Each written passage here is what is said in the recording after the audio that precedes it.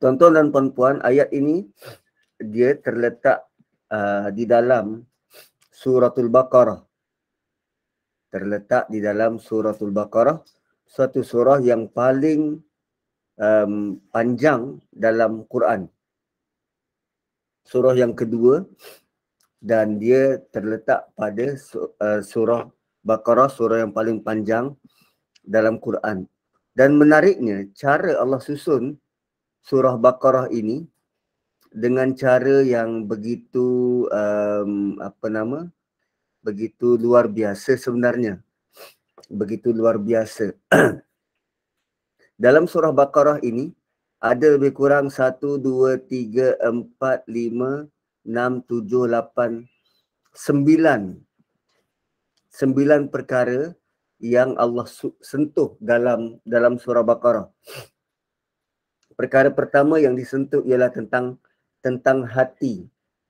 Kan di awal surah Baqarah Allah sebut tentang innal ladzina kafaru sawa'un 'alaihim a'anzartahum am lam tunzirhum la yu'minun khatamallahu 'ala qulubihim.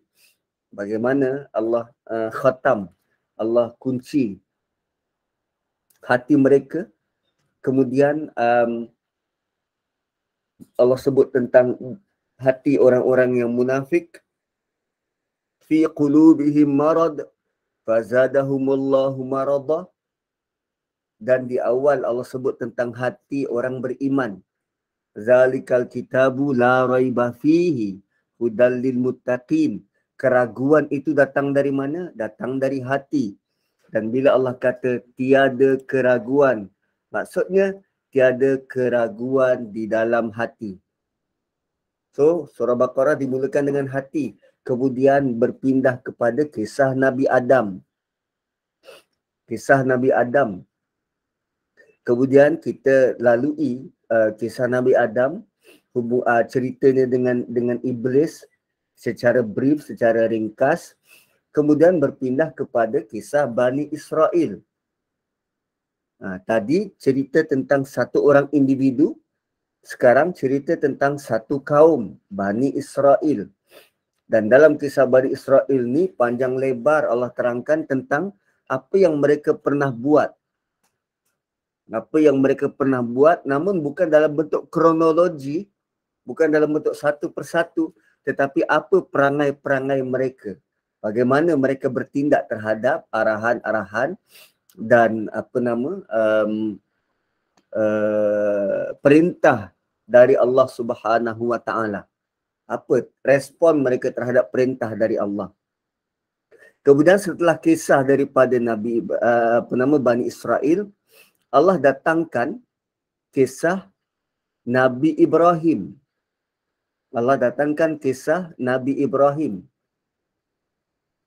Dan dalam kisah Nabi Ibrahim ni dipaparkan tentang bagaimana hubungan Nabi Ibrahim membina Kaabah. Juga dipaparkan bagaimana doa-doa yang begitu begitu bermakna dari Nabi Ibrahim, terutamanya buat kita dan buat Nabi sallallahu alaihi wasallam. Kemudian selepas kisah Nabi Ibrahim, Allah sebut tentang Kaabah. Allah sebut tentang Kaabah pada permulaan juzuk yang kedua surah Baqarah ni. Allah ceritakan tentang Kaabah. Fawalli wajhaka syatral masjidil haram haitsu ma kuntum fawallu wujuhakum syatrah. Juga cerita tentang berubahnya arah kiblat daripada Baitul Maqdis ke Kaabah. Setelah Allah cerita tentang Kaabah, apa lagi yang didatangkan? Allah datangkan bagaimana ujian kehidupan di dunia ini merupakan ujian buat umat. Allah bagi tahu Allah akan datangkan ujian demi ujian buat umat ini. Kan ujian dalam bentuk dalam bentuk kegoncangan, ujian dalam bentuk kekurangan harta, ujian kematian, dan banyak bentuk-bentuk ujian. Banyak bentuk-bentuk ujian. Kemudian Allah datangkan set of rules, undang-undang. Undang-undang. Undang-undang perkahwinan, tentang puasa, tentang haji, tentang zakat, tentang nikah kahwin. Semuanya ada dalam surah Baqarah. Part tentang undang-undang secara detail Allah datangkan. Dan dalam banyak undang-undang ni, dalam begitu banyak undang-undang, Allah datangkan secara spesifik panduan tentang pengurusan harta. Secara spesifik panduan tentang pengurusan harta. Dalam banyak-banyak undang-undang ni di hujung Allah sebut panduan secara spesifik tentang pengurusan harta. Kenapa harta ni perlu diurus? Kerana dalam diri manusia ada satu penyakit yang namanya ketamakan. Tamak, greed. Ketamakan. So begitu Allah tahu apa yang ada dalam diri manusia, maka Allah beri peraturan yang spesifik untuk manusia yang dalam hati dia ada ketamakan. Dan surah Baqarah ini ditutup dengan doa. Ditutup dengan doa. La yukallifullahu nafsan illa wus'aha laha ma kasabat wa 'alaiha maktasabat. Rabbana la tu'akhidna in nasina aw akhtana. Itu semua doa. Ditutup dengan doa. So kalau kita susun tuan-puan, kalau kita susun yang pertama tadi tentang apa? Tentang hati. Yang kedua tentang Nabi Adam. Yang kedua tentang Bani Israel. Yang ketiga tentang Nabi Ibrahim. Nabi Ibrahim. Setelah itu tentang Kisah Ka'bah. Lepas itu tentang Ujian kehidupan di dunia. ujian kehidupan. Okey. Kemudian Undang-undang. undang-undang. Dan selepas undang-undang Panduan pengurusan harta dan doa. Doa. panduan ketamakan dan akhirnya doa. Semua sekali ada 9. Hati Nabi Adam, Bani Israel, Nabi Ibrahim, Ka'bah, ujian kehidupan, undang-undang, panduan ketamakan dan doa. Kalau kita lihat hati pasangannya dengan doa. Ketika kita mohon berdoa, kita berdoa tulus dari hati yang dalam. Dan cerita tentang Nabi Adam, basically Allah tunjukkan ada satu makhluk yang tamak. Yang namanya iblis. So ketamakan itu datangnya daripada iblis yang kata aku lebih itu, aku lebih ini. Ketamakan akan mengelabukan mata. Lalu iblis dan syaitan turun-temurun akan mengganggu anak Adam ini dengan ketamakan. Kan Adam dan panduan ketamakan. Kemudian Bani Israel yang begitu banyak melanggar undang-undang. Mereka diberi undang-undang, mereka langgar. Dan sekarang tiba masanya untuk kita diberi undang-undang. Kita patuh atau tidak. Kadang orang kita begitu benci dengan Bani Israel, dengan Israel Zionis, tapi perangai tak ubah macam Israel dan Zionis tu dengan melanggar undang-undang dari Allah.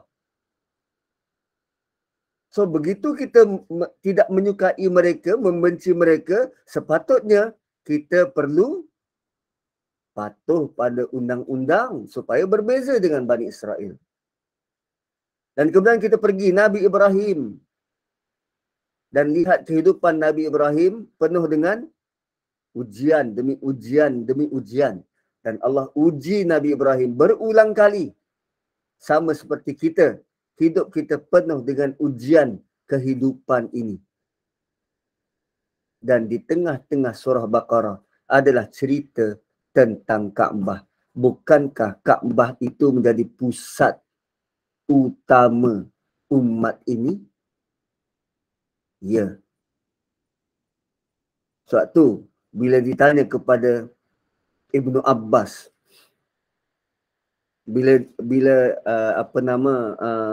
Imam Ibnul Jauzi dan Ibnu Kasir, bila ditanya kepada mereka apa yang mereka faham tentang surah Baqarah, dia kata surah Baqarah adalah haulal Ka'bah, adalah berkaitan sekitar, berpusing-pusing sekitar Kaabah.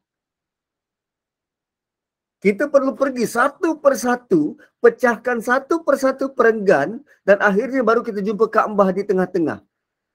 Ulama terdahulu begitu memahami Quran, bila ditanya tinggal disebut surah Baqarah, itu tentang Kaabah, berpusing-pusing sekitar Kaabah. Kerana Kaabah menjadi fokus utama yang terletak di tengah-tengah surah Baqarah.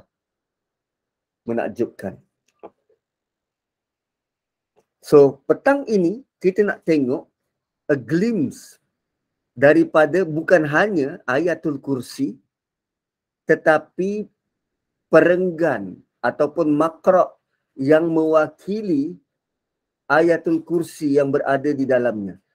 Saya cuba bermula daripada ayat 253 sehinggalah habis makra' ini pada ayat 262.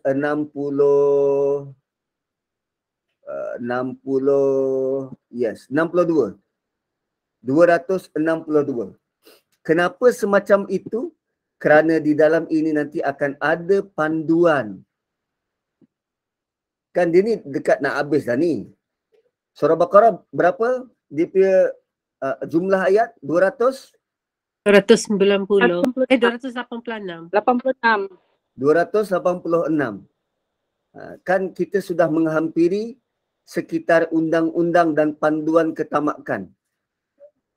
Sekitar undang-undang dan panduan ketamakan. So, dalam sekitar ayat kursi ini nanti, kita akan ketahui tentang undang-undang berkaitan dengan harta dan bagaimana tata cara pengurusan harta. Sedikit sebanyak.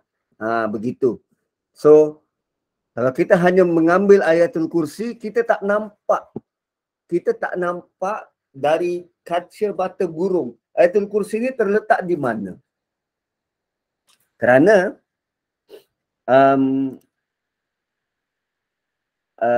ulama terdahulu mereka menggambarkan ayatul kursi, Nabi terutamanya bila menggambarkan ayatul kursi, baginda menyifatkan ayatul kursi adalah ayat yang paling utama dalam Quran, manakala surah Baqarah surah yang paling utama dalam Quran.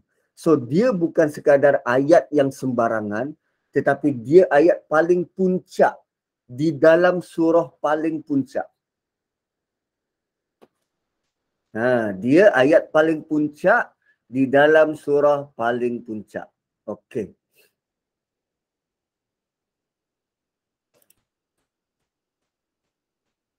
Jom kita lihat dulu bermula daripada ayat 253. 253. Dalam perbahasan sebelum ini, ada dinyatakan tentang bagaimana umat terdahulu yang dibawakan contoh peperangan antara Talut dan Jalut. Talut dan Jalut dan dimenangi oleh tentera Talut. So bila kita baca, kita sedang melalui sejarah orang terdahulu dan kita rasa wow, mereka sangat hebat, terutamanya Nabi Daud yang berjaya mengalahkan Jalut dengan senjata yang senjata seumpama apa nama dia tu, slingshot. Apa entah slingshot dalam bahasa Melayu, penembak getah macam tu, getah batu macam tu kan, slingshot. Saya lupa dah nama dia dalam bahasa Melayu. Plastik. Lastik, yes, lastik. Lastik. Hari tu tak jumpa di perkataan ni. Ni, lastik ni. Tanah Melayu guna lastik macam ni. Cuma apa yang Daud gunakan tu slingshot. Slingshot lebih samalah, lebih kurang lastik juga. So bila dah macam tu, maka bila kita baca, wow, orang terdahulu hebat, Nabi terdahulu hebat. Lalu Allah kata, tilkar rusul faddalna ba'dahum ala ba'd. Rasul-rasul tu ada yang kami lebihkan ke atas sebahagian yang lain. Ada yang kami lebihkan berbanding yang lain. Ada yang lebih, ada yang kurang, ada yang lebih yang ini, ada yang lebih yang ini. Minhum man kallamallah. Sebahagian daripada mereka boleh bercakap dengan Allah. Iaitu siapa? Nabi Musa. Wa rafa'a ba'dahum darajat. Dan sebahagian yang lain kami angkat darjat mereka. Ujian yang mereka lalui pun berbeza. Nabi Zakaria berbeza, Nabi Ayub berbeza, Nabi Nuh lain ujiannya, Nabi Lut juga lain ujiannya. Kemudian Allah kata wa ataina Isa bin Maryam al-bayyinat. Kami berikan Isa beberapa keterangan, beberapa mukjizat. Wa ayyadnahu, lalu kami kuatkan dia dengan Ruhul Qudus, dengan Jibril, Ruhul Qudus. Maksudnya dia diberikan wahyu. Kami beri dia mukjizat dan dia juga didatangi oleh Jibril untuk dapat wahyu. Dia dapat kitab Injil. Walau sya Allah, dan kalau Allah nak. Kalau Allah nak. Maqtatalal ladzina min ba'dihim min ba'di ma ja'atuhumul bayyinat. Kalau Allah nak, setelah kedatangan para nabi dan rasul itu, umat-umat dia takkan berbunuhan sesama sendiri setelah mereka dapat panduan daripada Taurat, daripada Injil. Kan? Kalau Allah nak, selepas kita dapat Quran ni, Malaysia tak akan terpecah kepada banyak parti Melayu. Kalau Allah nak, Yaman tak akan berperang sesama sendiri, peperangan antara kaum. Tak, masing-masing Islam, sama-sama Islam. Walau sya Allah maqtatalal ladzina min ba'dihim. Kalau Allah nak, mereka tak akan berbunuhan sesama mereka. Selepas mereka dapat Quran, selepas mereka dapat Injil, selepas mereka dapat Taurat. Walakin ikhtalafu. Akan tetapi, mereka bertelingkah, mereka berselisih, mereka bergaduh. Faminhum man aman. Ada antara mereka yang beriman. Wa minhum man kafar. Ada antara mereka yang kufur. Walau sya Allah, dan kalaulah Allah nak, maka tatalu, mereka takkan berbunuhan. Walakinnallaha yaf'alu ma yurid. Tapi Allah buat apa yang dia nak. Rupanya by default, apa yang Quran tawarkan kepada kita akan mengakibatkan kita tunduk dan patuh, dan takkan ada orang yang saling bergaduh. Tak mungkin. Tak mungkin. Akan tetapi Allah buat apa yang dia nak. Apa maksud Allah buat apa yang dia nak? Allah tetap beri ujian demi ujian demi ujian sehingga kita berselisih. Ujian tu didatangkan supaya kita berbeza pendapat, berselisih, dan tengok apa yang kita buat tak kali kita berselisih. Setiap orang diuji. Kau boleh patuh tak perintah Allah? Berselisih. Dan antara banyak punca perselisihan, tuan-tuan dan puan-puan, dalam banyak-banyak punca perselisihan, bukan saja mengakibatkan pergaduhan, malah peperangan. Apa dalam banyak-banyak punca ni? Ya ayyuhalladzina amanu, wahai orang beriman, kamu kena tahu punca orang bergaduh, berselisih, berperang, rebut kuasa. Kenapa? Anfiqu mimma razaqnakum. Tentang harta yang kami beri rezeki pada kamu. Ini punca utama perselisihan manusia. Sebab nak kumpul harta. Ayat 254 Allah arahkan, wahai orang beriman, sedekah, infak, apa yang telah kami beri rezeki pada kamu. Kami yang beri pada kamu. Kamu kena infak. Kamu kena belanjakan. Bukan dikumpul. Kamu kena belanjakan.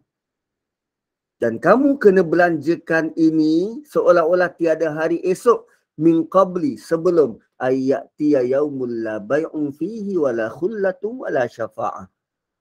Sebelum tibanya hari, tiada sebarang jual beli di dalamnya.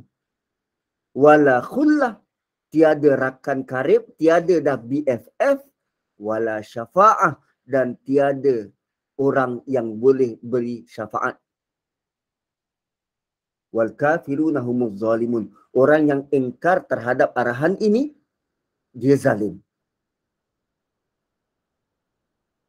Dia zalim.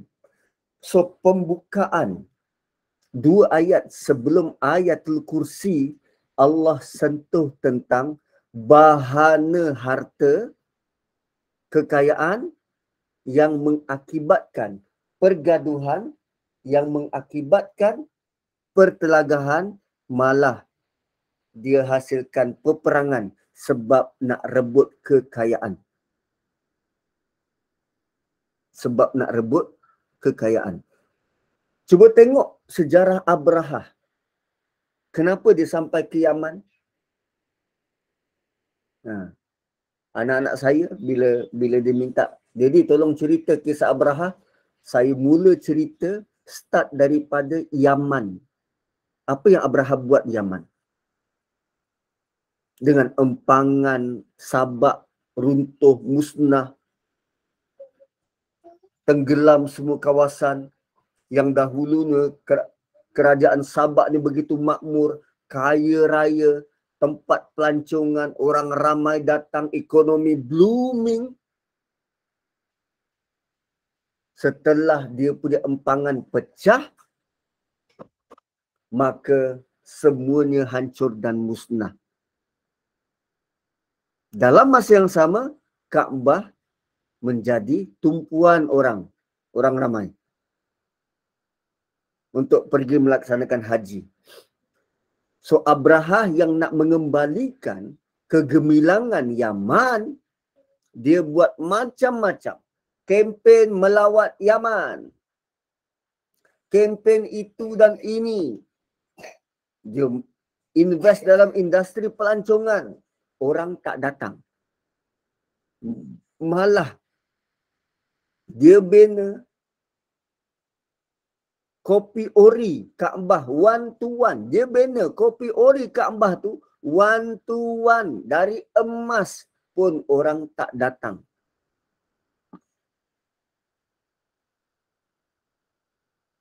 Apa rasa-rasa benda paling utama yang mendorong dia untuk buat keputusan serang Kaabah? Sebab ekonomi tak masuk, orang tak masuk berbelanja di situ. Orang tak datang Yaman. Bila orang datang Yaman, dia berbelanja di Yaman. Ekonomi dia makin meningkat.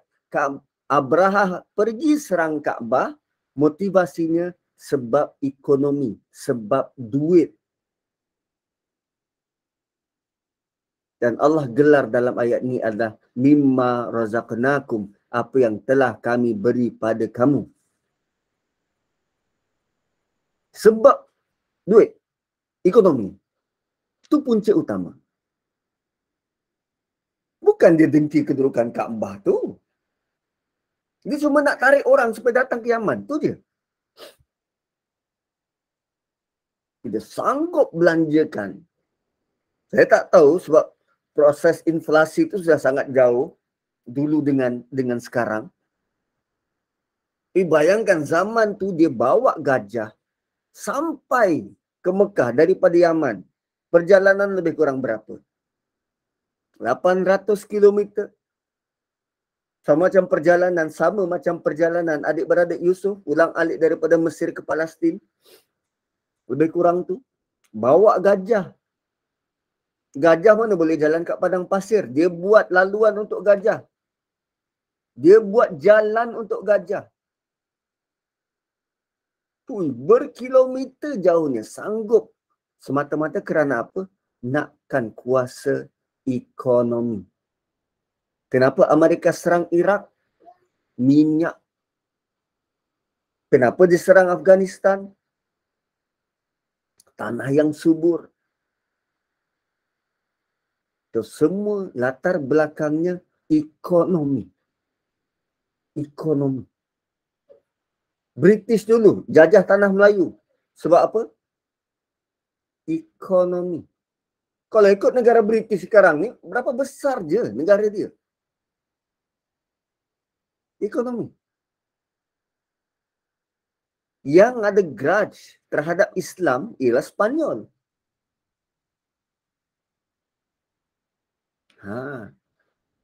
So, Allah bagi tahu tentang bahaya harta ni. Bila dia tidak diurus dengan betul dan baik. Dan Allah mulakan dengan nafkahkan. Jangan biar engkau simpan. Jangan biar engkau pegang. Ni tadi nak tunjuk. Jangan biar engkau pegang. Belanja. Bagi. Itu dia apa nama? Sumbangan. Untuk orang-orang yang keputusan bekalan, datang masjid negara dan kami bagi. So, jangan sampai harta itu membuatkan engkau tamak. Sebab kita punya fikrah, cara kita berfikir ialah no money, no talk. Tanpa duit, kita susah nak hidup. Kan? Lantas ada orang kata, duit bukan segalanya, tapi segalanya perlu pada duit. Kan? Ideanya adalah segalanya perlu pada duit. Dan arahan 254 ialah, wahai orang beriman, nafkahkan apa yang telah kami berikan padamu. Sebelum datang hari yang tiada jual beli, tiada rakan karib, tiada syafaat. Wal kafiruna humuz zalimun. Allah nak tarik perhatian kita, jangan bergantung kepada rezeki ini. Jangan bergantung kepada rezeki ini. So, nak bergantung pada siapa? 255. Allah perkenalkan diri dia. Allahu la ilaha illa huwal hayyul qayyum. Kalau tadi kita punya idea ialah duit bukan segalanya, tapi segalanya perlu duit. Sekarang Allah nak bagi tahu. Duit bukan segalanya. Ada duit, nafkahkan. Ada rezeki, infakkan. Ada tenaga, tolong orang. Ada idea, bantu orang. So asyik kita je bantu orang. Siapa nak bantu kita? 255 Allah datangkan. Allahu la ilaha illa huwal hayyul qayyum. Siapa nak bantu kau? Allah. Tiada Tuhan selain dia. Dan dialah yang maha hidup. Dan yang kekal mentadbir berdiri selamanya.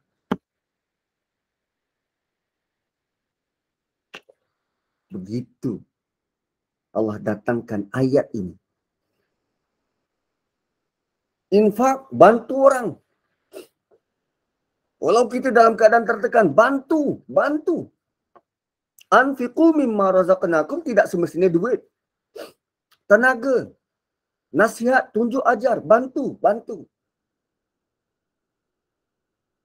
Dan saya dapat nasihat yang begitu mencengkam jiwa. Dia nasihat kepada para ustaz. Dia kata, anda pergi mengajar kat masjid dekat surau, buat daurah semacam ini. Anda mengajar tu itu bukan sumber pendapatan. Sama ada orang beri atau tak, orang bayar atau tak, apa yang anda lakukan itu tanggungjawab. Dan tanggungjawab seperti kita solat, tanggungjawab kita tak perlu apa bayaran, biar Allah yang settlekan. Anfiqu mimma razaqnakum. Nafkahkan apa sahaja yang Allah rezekikan pada kamu. Allah beri saya keupayaan, rezeki untuk tadabbur. Nafkah. Beri.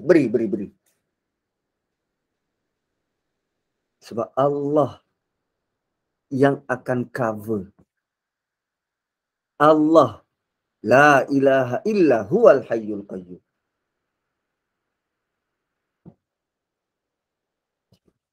Allah bagi tahu, berhati-hati, bersedia sebelum datang hari yang tiada jual beli. Why jual beli? Kerana poin utama kita memandang harta ialah senang nak beli apa-apa. Senang nak beli apa-apa. Kan? Kalau tak ada duit, saya nak beli ustaz. So Allah datangkan kegusaran yang utama. Hutang wajib bayar, kenalah kumpul duit. Hutang tu wajib bayar. So kenalah kumpul duit. So kalau hutang tu wajib bayar, kumpul duit tu wajib. Tu perlulah tu. Kalau dia rasa boleh dengan harta dia tu tak nak berhutang atau menyusahkan orang lain, silakan. Sebab ada orang kumpul suka-suka sebab dia suka tengok duit tu bertambah dan bertambah dan bertambah. Ada orang siap beli kereta dan komplain bonet kereta dia hanya cukup 2 juta ringgit.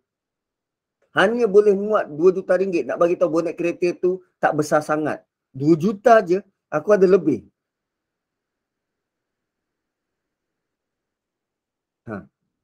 Ada orang yang macam tu. Dan kita jumpa videonya. Arahan dari Allah, beri. Anfiqu, infak. Sedekah, ke derma, ke wakaf, ikutlah. Mimma razaqnakum.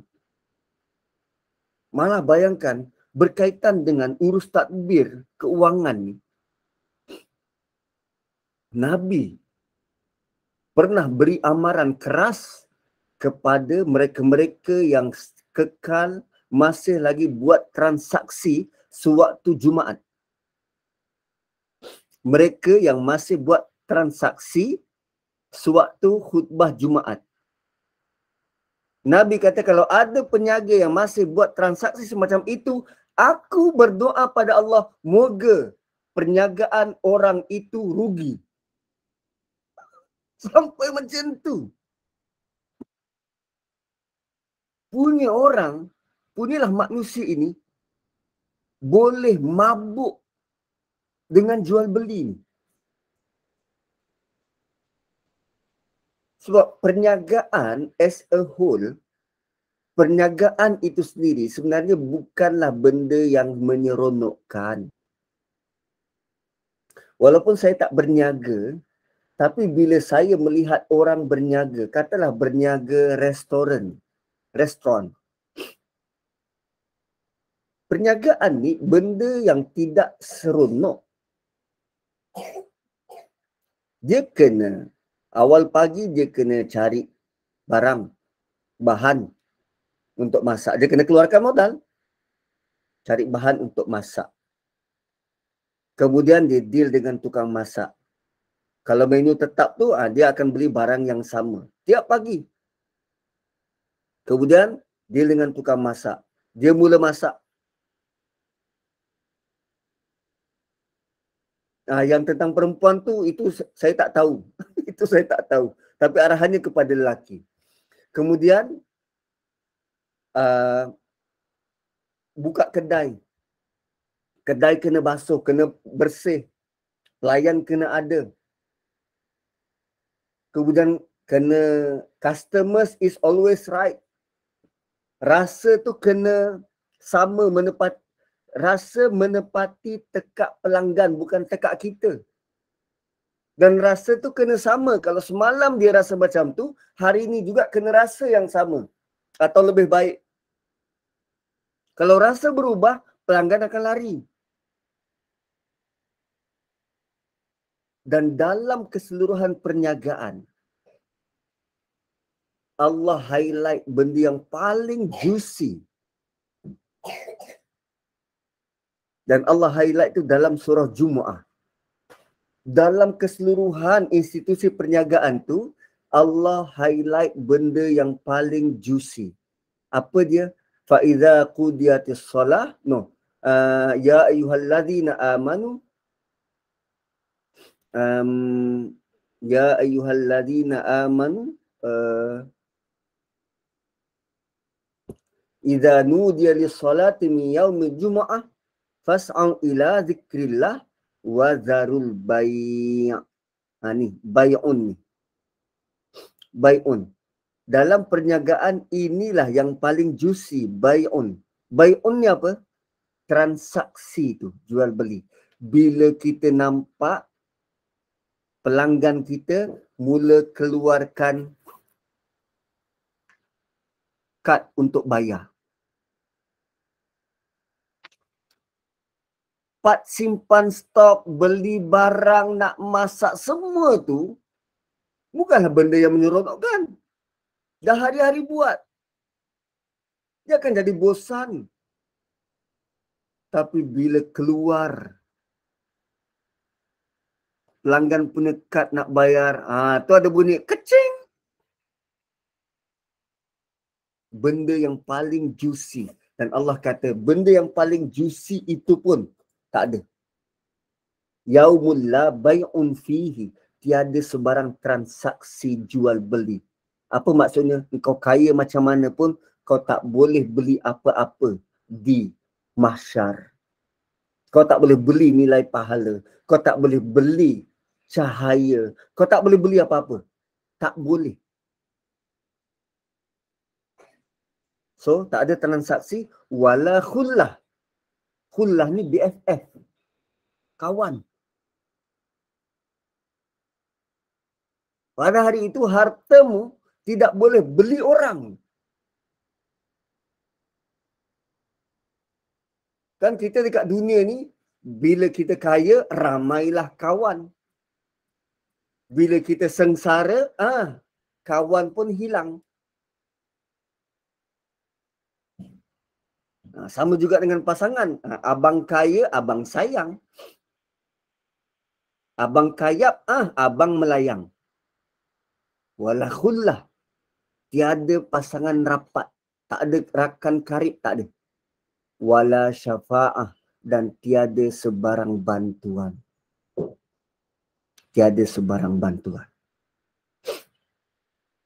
So, kalau kita beringat, ingin patuh dan nakkan perlindungan, sebab selama ni idea ni ialah wang boleh selamatkan, wang boleh bantu, rezeki boleh, kita boleh bergantung pada rezeki. Sekarang Allah kata, tak, jangan bergantung pada rezeki, jangan bergantung pada duit, jangan bergantung pada wang, bergantunglah pada Allah.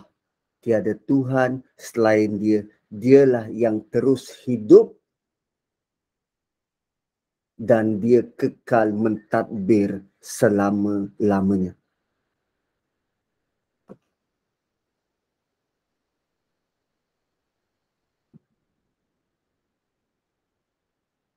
So, Ayatul Kursi sebenarnya membetulkan cara kita berfikir, di mana tak kala kita merasakan aku kena bergantung juga pada benda ni by hook or by crook.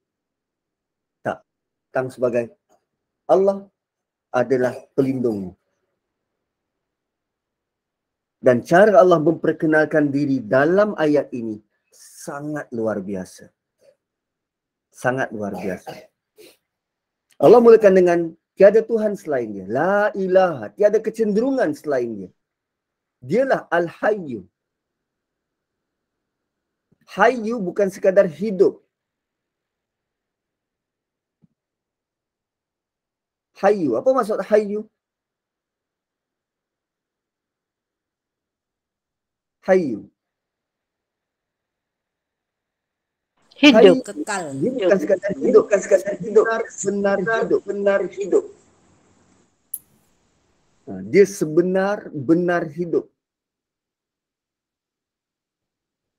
Kita kadang, kita ada masa-masanya yang kita rasa letih, lesu, tak bermaya, tak ada mood. Kan? Dan kita ada kawan yang nampak dia tu sentiasa segar, sentiasa bersedia. Walaupun hari Isnin, kan hari Isnin selalu orang Monday blues, rasa macam belum ready nak kerja. Tapi ada member yang, oi, dia live and kicking. Ever living. Hayyu. Dia sentiasa segar, sentiasa bersedia. Dia bukan macam kita baru bangun tidur, alah nanti nak kejap lagi lah. Bermalas-malas. Tak. Hayyu. Segar, mekar. Bila-bila masa boleh diharap.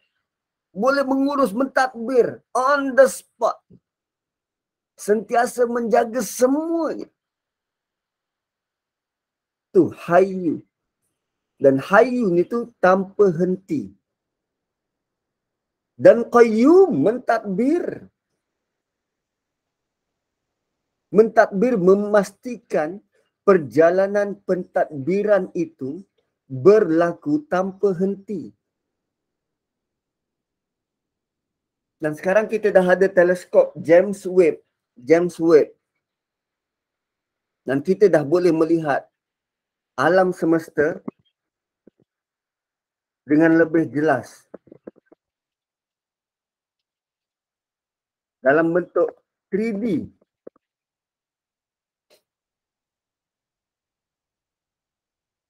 Kan selama ni kita nampak gambar yang semacam ni dalam bentuk 2D. Sekarang kita boleh lihat dengan lebih jelas dalam bentuk 3D. Semalam saya jumpa dekat Facebook. Oh, cantiknya. Ni kan 2D, 2D. Sekarang bentuk 3D. Pillars of creation. 3D. Ui, cantik gila. Siapa yang menjadikan dia kekal ditadbir begitu, kekal berjalan? Allah Subhanahu wa Ta'ala. Kalaulah alam semesta yang terbentang ini begitu perfect berjalan, kita menyaksikan gerhana bulan, kita pernah melalui gerhana matahari, alam ini ditadbir dengan begitu cantik perjalanannya, takkanlah setakat hidup kita yang tiny, mini, kecil ini Allah tidak bantu. Al-Hayyu Al-Qayyum. So, dua sifat pertama yang kita jumpa dalam ayat ini. Sebab nanti dia akan ditutup oleh dua sifat di hujung. Al-Ali, Al-Azim. So, Hayyul Qayyum, dia hidup, segar, mekar, dan pentadbiran itu berjalan begitu stabil, teliti, dan sentiasa berkembang. La ta'khudhuhu sinah wala naum. Dia tidak disentuh oleh sinah. Sinah ni apa? Ngantuk. Wala naum, dia tidak tidur. Apa kaitan sinah dan naum? Apa sebenarnya yang Allah sedang bagi tahu ni?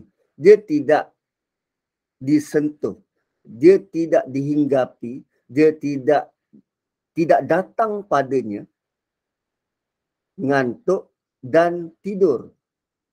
Tuan-puan, ngantuk dan tidur ni adalah musuh utama kepada pekerjaan seperti menjaga, guard, kan, security, polis yang berjaga malam, atau apa, ibu-ibu yang menjaga anak, kan, tengah dodoi anak, kadang yang tidur dulu siapa? Mak tidur dulu. Nah, tu betul menjaga tu. Musuh utama penjaga, setiap penjaga ialah mengantuk dan tidur. Musuh utama orang yang menjaga ialah mengantuk dan tidur. Allah bagi tahu dia Hayyu, dia Qayyum, dia langsung tidak disentuh oleh mengantuk dan tidak disentuh oleh tidur. Maksudnya dia boleh diharap. Ada tempat nak bersandar. Bukankah tadi Allah sedang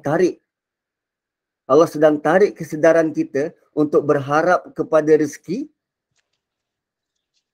Terus sekarang Allah bagi tahu dia tidak mengantuk dan tidak tidur. Maksudnya 24 hours.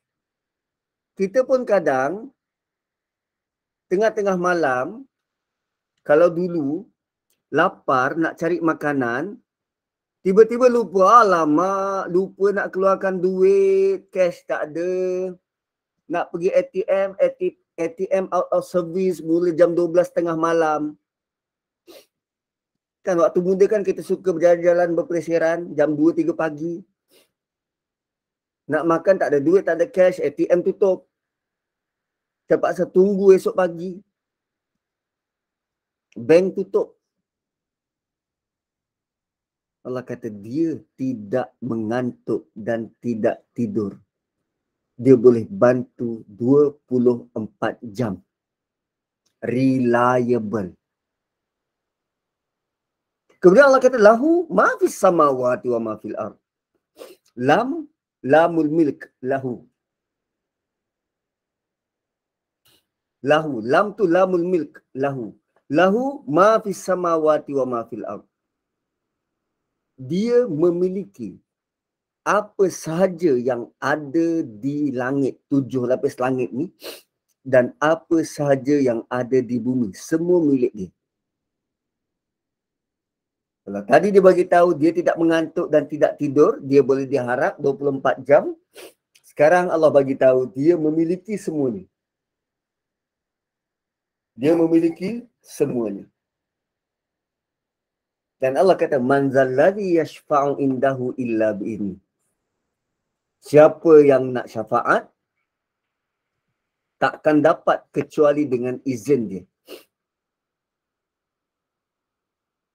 Man zalladhi yashfa'u indahu illa bi'izni. Jadi siapa yang boleh beri syafaat kecuali dengan izin dia. Kan? Ya, siapa yang boleh bagi syafaat kecuali dengan izin dia. Kemudian Allah kata apa? Ya'lamu ma baina aydihim wa ma khalfahum. Dia tahu apa yang ada di hadapan mereka dan apa yang ada di belakang mereka.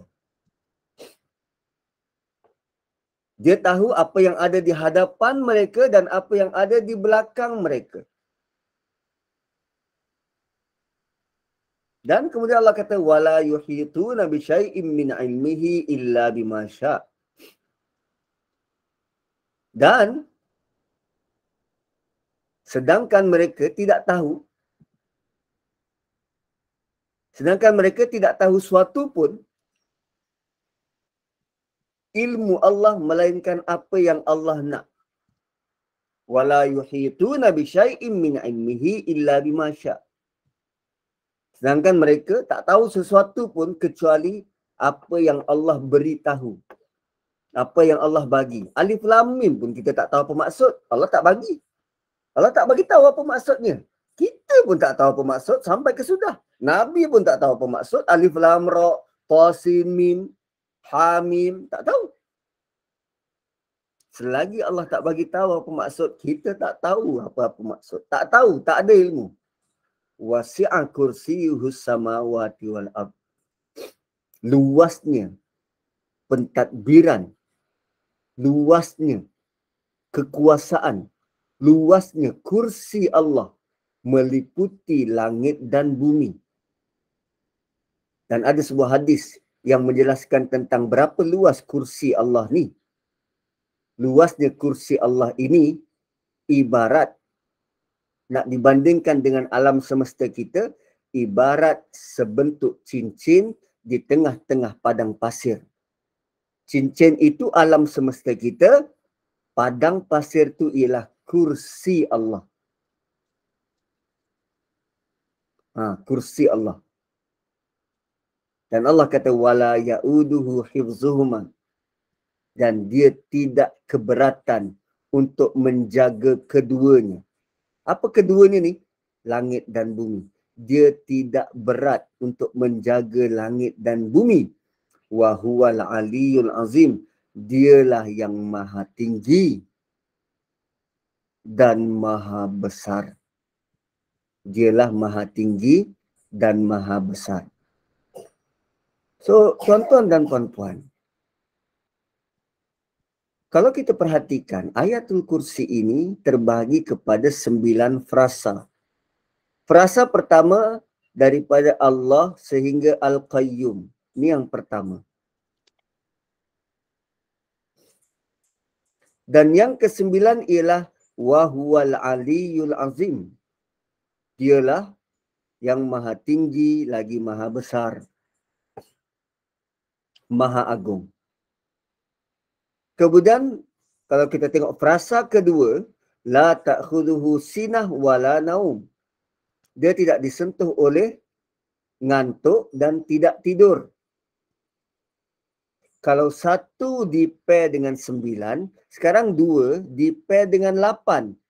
Oh, rupanya sinah dan naum, ngantuk dan tidur, pasangannya ialah dia tidak sukar menjaganya. Kan tadi saya sebut tentang musuh utama bagi pemelihara dan penjaga ni ialah mengantuk dan tidur.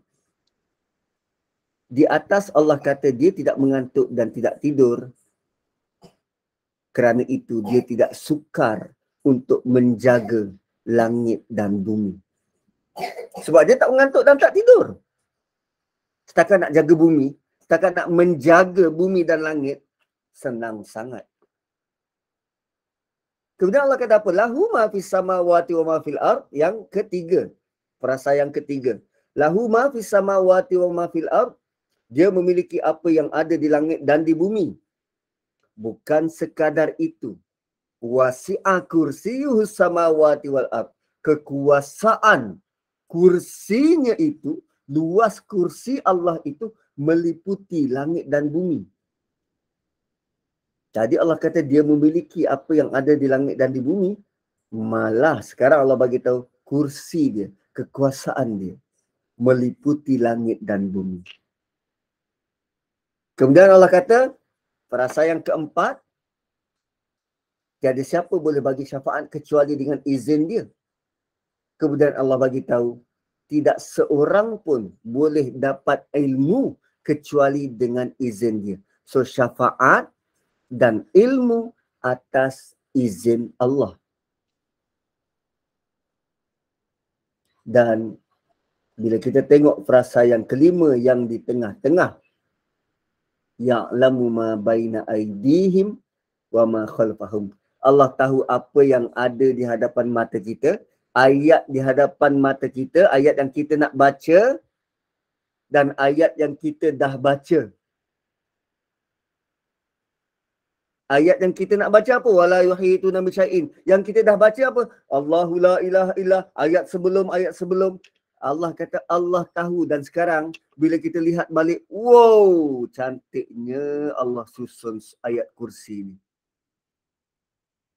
Yang di atas sama dengan yang di bawah, nombor 2 dengan 8, nombor 3 dengan 7, nombor 4 dengan 6, di tengah-tengahnya ada nombor 5, dan pada ayat nombor 5 Allah kata apa? Aku tahu yang terdahulu dan aku tahu yang akan datang. Magnificent. Kalau begini detail, indah, cantiknya cara Allah susun ayatul kursi, setakat Allah nak bantu kita. Yang kita selama ni kata duit boleh menyelamatkan kita. Duit adalah segalanya. Mudah sangat Allah nak bantu. Allah nak kita berharap dengan dia. Bukan berharap dengan wang. Bukan berharap dengan duit. Bukan berharap dengan harta. Allah nak kita bergantung dengan dia. Imagine begini tuan-tuan. Saya bawa contoh. Kalau kita ada kawan. Kawan kita sangat boleh diharap, sangat reliable. Kita susah di mana pun dalam Malaysia ni. Pancit kereta dekat Kajang, dia kata kau tunggu sekejap, aku datang. Bro, aku dekat Johor ni, kat Pontianak. Kat mana bengkel terdekat kat sini? Kau relax. Nanti ada kawan aku nanti sampai. Tolong kau. Dia sangat reliable. Lahu ma fis samawati wa ma fil ard, dan dia banyak connection. Aku nak pergi immigration, yang kau ada orang tak dalam tu? Ada. Ada kawan aku. Nanti aku minta dia tolong bantu kau urus. Dia banyak connection, dia banyak kabel, dia banyak kenal orang. Tadi dia boleh diharap, sekarang dia banyak connection. Man zallazi yashfa'u indahu illa bi'idznih. Dia boleh bagi syafaat, boleh beri bantuan. Anak aku nak masuk UA tapi tak dapat lagi beasiswa. Kau ada lubang tak kat Mara? Ada. Aku kenal tu, dia ketua pengarah tu. Kau relax. Bagi nombor IC anak kau. Dia boleh bagi syafaat sampai macam tu. Malah kadang kalau kita nak pergi luar negara, nak pergi umrah, bro, kau boleh tolong jaga tak kereta aku? No hal, aku tolong jaga kereta kau, jangan risau. Rumah kau pun boleh, tak ada hal. Allah datangkan sifat, Allah perkenalkan diri dia dalam bentuk rakan karib yang kita sangat dambakan. Allah perkenalkan diri dia pada kita dalam bentuk akulah kawan rapat yang kau cari-cari. Kau nak perlindungan, kau nak penjagaan, aku boleh. Aku tak ngantuk, aku tak tidur. Kau nak apa dekat langit dan bumi ni, aku punya. Kau nak bantuan syafaat, aku boleh izinkan. Kau nak ilmu, aku boleh bagi. Oh, by the way, kekuasaan aku meliputi langit dan bumi. Dan setakat nak jaga keduanya, tak ada hal. Wahuwal aliyul azim. Dialah yang maha tinggi, lagi maha besar. Dan sewaktu Allah memperkenalkan diri dia, langsung tak ada ayat arahan, sembahlah dia. Tak. Langsung tak ada ayat arahan, kalau kau tak ikut, kau masuk neraka. Tak. Semuanya tentang benefit yang kita boleh dapat. Dan ini bukan janji manifesto. Tak. Ini Allah memperkenalkan diri. Allah nak tarik perhatian kita, sudah-sudahlah dengan harta itu, mari kau kenal Tuhanmu. Dan setelah Allah perkenalkan diri, setelah Allah perkenalkan diri dia, ayat seterusnya adalah ayat yang sangat menyayat hati. La ikraha fid din. Tak ada paksaan. untuk engkau masuk agama ni. Allah tak paksa kita untuk Islam. Tak. Tak. Setelah Allah perkenalkan diri dia sebagai rakan rapat yang boleh dipercayai, kawan rapat yang boleh membantu, dan kita dah kenal, lalu kita nak tarik diri. Allah kata, it's okay, tak ada paksaan. Engkau tak nak agama ni, tak apa. La ikraha fid din. Tiada paksaan dalam agama.